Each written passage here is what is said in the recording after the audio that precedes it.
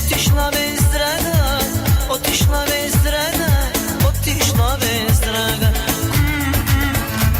Şigi digi day day, day day, digi digi day day dedi. Ekrem ve Gültekin ve sabah sabah çok moralimizi bozdu bizim.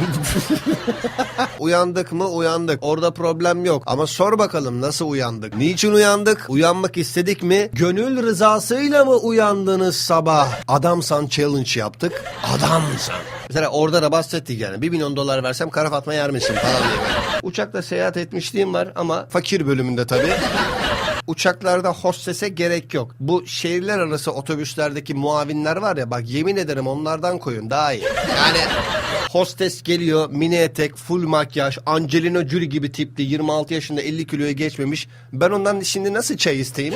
Yani, bir şey içer misiniz? Ablacığım bir git ya. Bir git kaptan gelsin.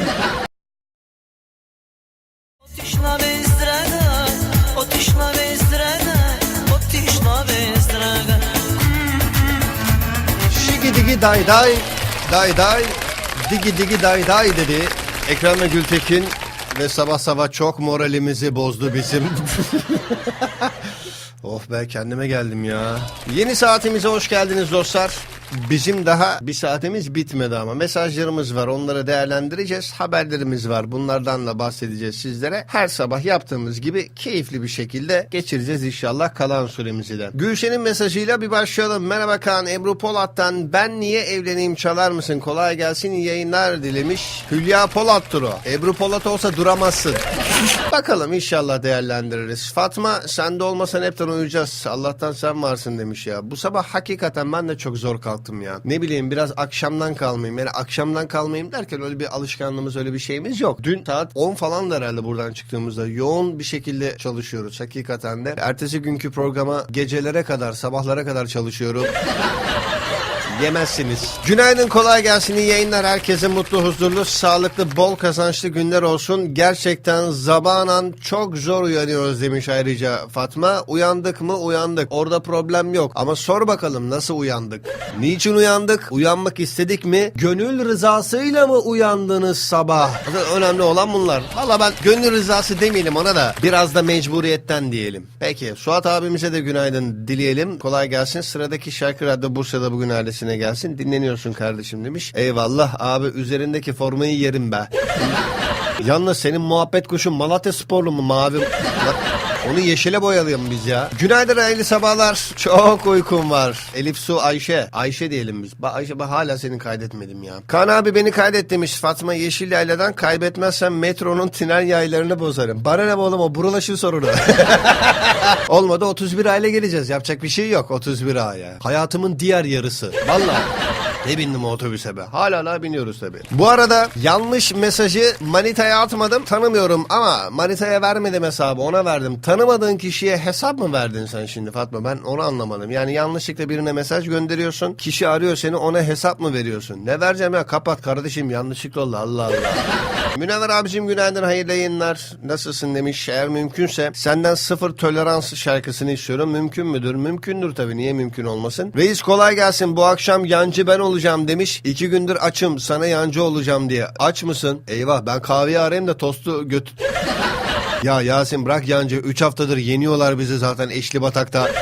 Nasıl bir şanssızlık var. Bu aralar hiç şansımız yok. Günaydın Sayın Vardar, kolay gelsin demiş Dilara da. Teşekkür ederiz. Eyvallah, sizlere de kolay gelsin, günaydınlar. Haydi sabahlar abi, nasılsın? Programını pek dinleyemiyorum. Dinlemeyi özledim vallahi demiş Kübra. Hayırdır inşallah ya. Niye dinleyemiyorsun Kübra? Sen normalde dinlersin. Şimdi bizim ülkemizde de Milli Piyango'nun düzenlediği şans oyunları var. İşte Süper Loto, Sayısal Loto, bilmem ne Loto, 10 numara, 5 numara falan filan derken Amerika Birleşik Devletleri'nin Güney Caroline eyaletinde Sayısal Loto'dan adam kaç para kazanmış biliyor musunuz? Kaç para? 1,5 milyar dolar. 1,5 milyar dolar. Çarp abi onu 7.30'da. Tövbe estağfurullah, şeytan kulağına kurşun. 7.30 dedim ya la. 5.30. 5 ile çarp ya. 1,5 milyar dolar nedir baba ben ha? Konu o değil aslına bakarsanız. 1,5 milyar dolar kazanan talihlinin kupon almak için girdiği sıradaki yerini iyilik olsun diye arkasındaki kişiye verince büyük ikramiyeyi kazandığı belirtildi. Ya kesin öyle olmuştur ha. Tesadüf diye bir şey yoktur hayatta. Tesadüf diye bir şey yok. Sayısal loto yetkilileri adının açıklanmasını istenmeyen tahlilinin, yani gerçekten adının açıklanmasını kimse istemez. 1,5 milyar dolar nezaketinin müthiş bir şekilde sonuçlandığını söylemiş. Talihli ikramiyeyi tek bir ödemede almak isterse 877 milyon doların sahibi olacak. 1,5 milyar dolarlık ödül Amerika tarihinde tek bir kişinin kazandığı en büyük ikramiyemiş. Şimdi bizim ülkemizde de diyorlar ya, çok vergi, ÖTV, MÖTV, 1,5 milyar dolar var, kazanıyorsun ve bunu tek seferde almak istiyorsan yarısını devlet alıyor. Gıcıklık olsun, 1 dolarlık iste hepsini. Yani ayarlasınlar. İyi para. Allah daha çok versin, ne bileyim. 1,5 milyar dolardan bahsediyoruz abi. Milyon falan değil yani. Hani milyon dolar desen, biz sevgili Ender ve Hasan dün akşam görmüşsünüzdür. Adamsan challenge yaptık. Adamsan. Mesela orada da bahsettik yani. 1 milyon dolar versem kara fatma yer misin falan diye böyle. Hadi bir şarkı daha dinleyelim mi? Ritmi bozmadan, hazır böyle halayla başladık. Gerçi o da halayda değildi ama. Şöyle bir dağ yöresine gidelim mi? Şöyle bir Orhaneli, Keles. O tarafa doğru. Bu şarkıyı Bursa'da bugün yönetim kurulu üyelerimizden Sayın Genel Yayın Yönetmenimiz Mesut Demir'e armağan ediyorum. İnşallah dinlemiyordur. İlk bölümü bitireceğiz. Az sonra şimdi abimiz Özkan Doğru, Çiğ'e vurdum kazmayı. Genelde de Menteşeli Cengiz'den de dinlerdik bu çift telliyi ve bu sefer de farklı olsun dedik. Şimdi Gökçe Bahadır. Tamam, onu biraz sonra değerlendiririz. Bakalım haberlerimize. Az önce yine paradan bahsettik. Zenginin malı züğürtün çenesini yorar mantığıyla arada bir böyle haberler çıkıyor karşımıza. Çünkü medyada öyle.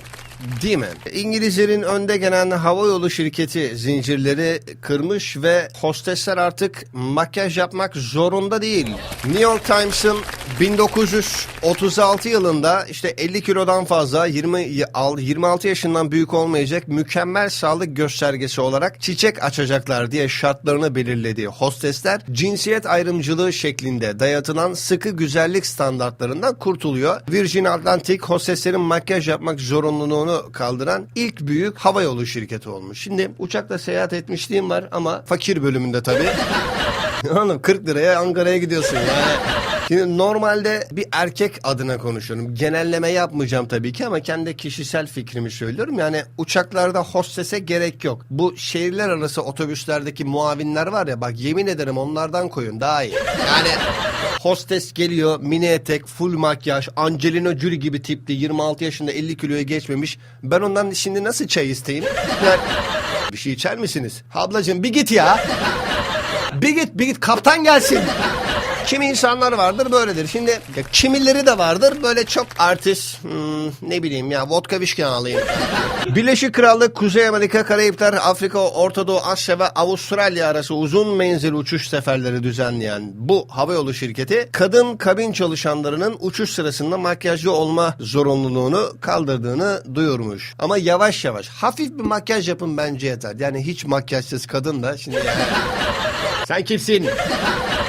Ha Mary sen miydin falan. Ama şaka bir yana da bu cinsiyet ayrımcılığı falan işte ne bileyim böyle şartlar konulması ilginç bir şey. TFF'den bahsedelim mi gene? Abi önüme çıkıyor boyuna, ne yapayım ya. Türkiye Futbol Federasyonu Şenol Güneş'in 18-26 Mart'ta A milli takımda görevlendirildiğini Beşiktaş kulübüyle tecrübeli teknik direktöre bildirmişler. Sebep? İşin tuhaf tarafı, ne işler dönüyor? Allah'ınızı severseniz biriniz çıkın anlatın ya. Valla. Ya çünkü federasyon başkanı istifasından bir saat önce milli takımın teknik direktörünü değiştirip hadi ben gidiyorum abiciğim selametle deyip adam gitti. Bundan sonra iddia oynatacağım dedi. Gitti adam, istifasını verdi. Ama niye bu yeni yönetim bu milli takımı seçmiyor? Zaten milli takımımızın hali ortada. Gidiyoruz Moldovalarla falan filan, yani dünya üçüncülüğü görmüş bir ülkeyiz biz. Ne hale getirdiniz bu takımı ya? Şenol Güneş'le nasıl anlaşıldı? Kaç para verecekler? Veyahut da bunu niye yeni federasyon yönetimi seçmedi de? Veyahut da niye bir oylama, kamuoyu yoklaması yapılmıyor? Bir referandum yapılmıyor? Yapın abi. Eminim ki buna yani bu federasyon yetkililerinden daha da çok 10 kat daha çok anlayan, futboldan anlayan vatandaşlar var yani. Biz futbolla büyüyüp futbolla yatan, futbolla kalkan, futbolla mangala giden Her yerimiz futbol ya. Biraz da halka sorun. Anadolu takımlarına sorun. Kafanıza göre iş yapıyorsunuz orada. Ya git. Bir şey diyeceğim ya, bu şarkı... Oldu mu şimdi? Oldu.